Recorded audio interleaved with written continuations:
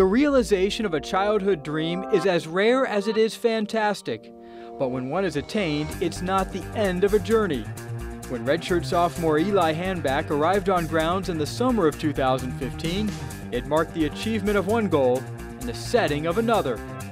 I've grown up a UVA fan. My father was a big UVA fan. He's told me when he was a kid, he initially started rooting for UVA basketball, and then that just grew into rooting for everything. So I had always dreamed of coming to play here. I remember in I think 8th grade or something, we wrote little letters to ourselves that we'd get back in our English classes our senior years of high school, and mine said, play football at UVA, and it was pretty cool because by then I'd known I was going there.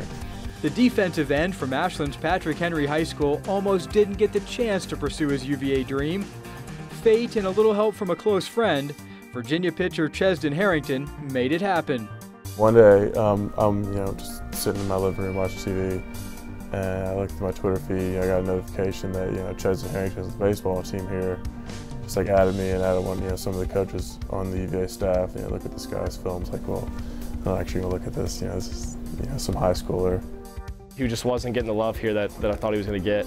And so I sent out a tweet, not really thinking anything would come of it. From that, one of the coaches emailed him the following morning, said they saw the tweet, told him to come to a camp. He went to the camp, performed well. They invited him to some sort of visit up here, and they ended up offering him that evening, and he committed on the spot. And it was just kind of a really cool thing for me and him. Been UVA fans our whole life, so it was just kind of a dream come true for me a couple months before that, and then for him come August of his senior year. So it was a really cool experience.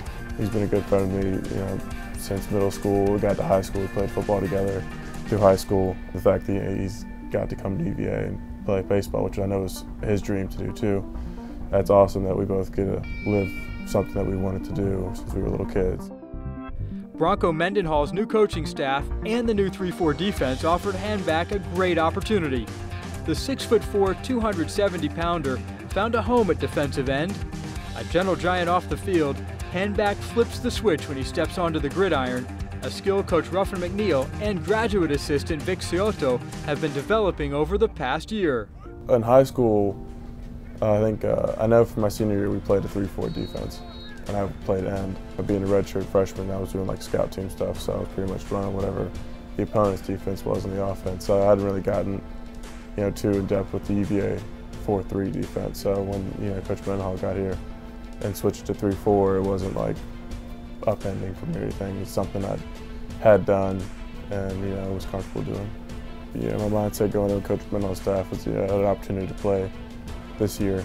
And spring ball came around and I got my shot. For the most part, I was going hard and trying to do the best I could, and after that, everything was falling in place.